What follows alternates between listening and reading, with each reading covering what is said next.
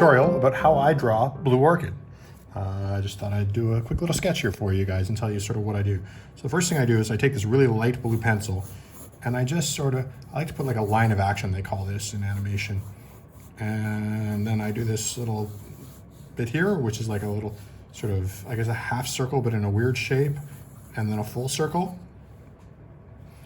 Then I think about where her head's gonna be. I'm gonna have her looking kind of up. And her head, just to start off with, is just a square. And I put her neck in there, like so. And this will be like a side view of her, so the ears will go there, but have that. So I'm gonna have her, this is loosely based off a pose I did for issue 1, but maybe I'll try and make it cooler. One of the things I used to do is I used to put fists a lot. So that's that.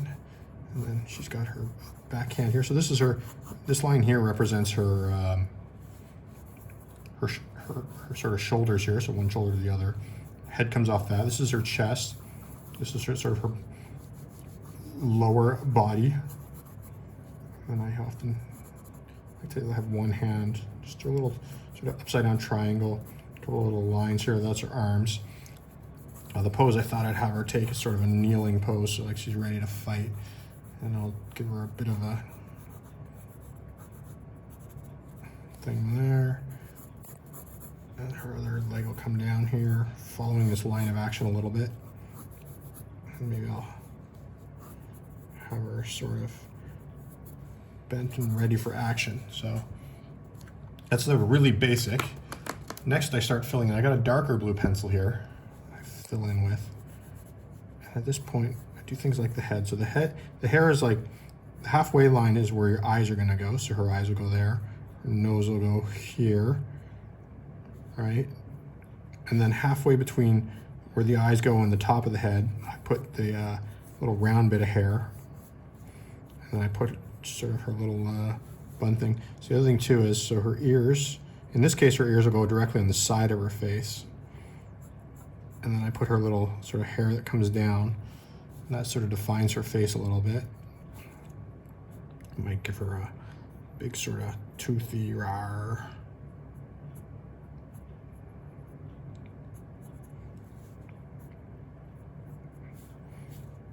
And her hair will follow that, but then in this particular case will sort of fall like this. So I just sort of, I draw her hair as just clumps to start in this rough thing.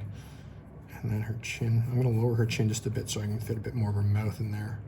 So you can always, you're always fixing stuff. And you know erasers are always acceptable too. I've got this little tiny eraser here.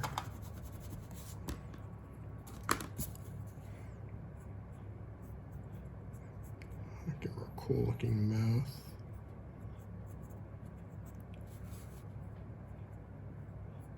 Nose is always simple. Just keep her nose simple, and then neck comes off of that. So the next part I'm gonna do is her hair.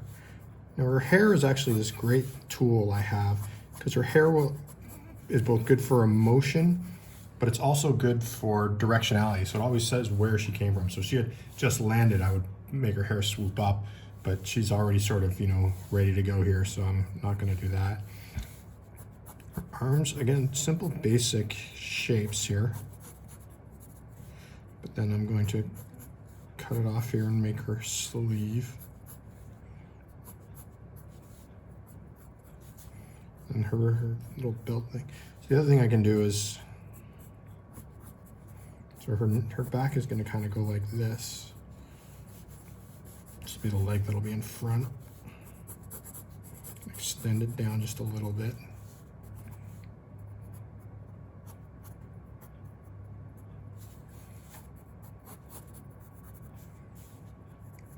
Her other arm now. The beauty of her hair is I don't have to draw everything all the time. I get to, maybe I'll draw a little finger coming out here just so you know her hand's there, but and her shorts come down here. Now the waist, I always had problems with the waist, which is why I give her this cool belt. And the little, here's another little trick. The knot just appears on whatever side I want to put it on. So in this case, I thought I'd put it on this side, because I'm gonna have it sort of dangling down, but Let's get the other. This is her other leg.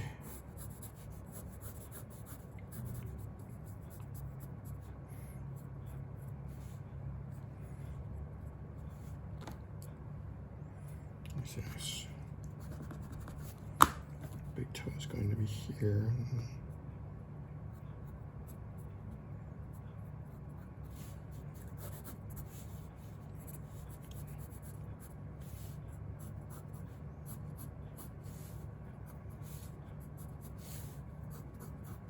There you go. So, and then her belt thing. This is another, the belt is another directional tool. I'll often use it to exaggerate sort of action a little bit. Also, when she's flying, it's always, again, like her hair, it sort of follows after her. So it tells you where she's been or how much she's moving. It's a good tool for movement. In this case, I'm just lying it on the ground here because she's already, this indicates she's been there for a little while. So, and with the hair, I just add little things like that. I always add these little sort of chopped in bits of hair here.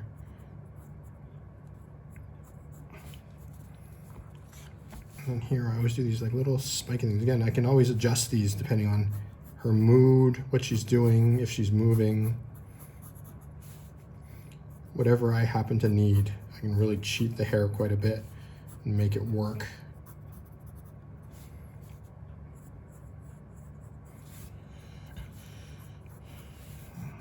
And her foot here, so her big toe will be here.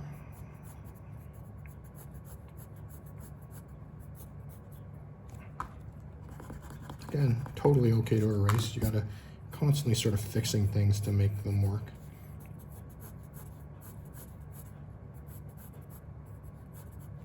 In this case, I'll just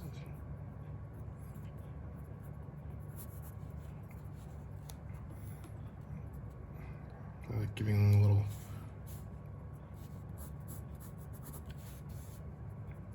knot, give it sort of a knot look. And this is about, some artists clean up quite a bit and everything like that. I do not. A little aggressive look there. When she's more aggressive, I tend to make her hair messier, and when she's less aggressive, her hair kind of calms down. So this is the first little rough pencil sketch of Blue Orchid. It's kind of a long, short video, but you know, what are you gonna do?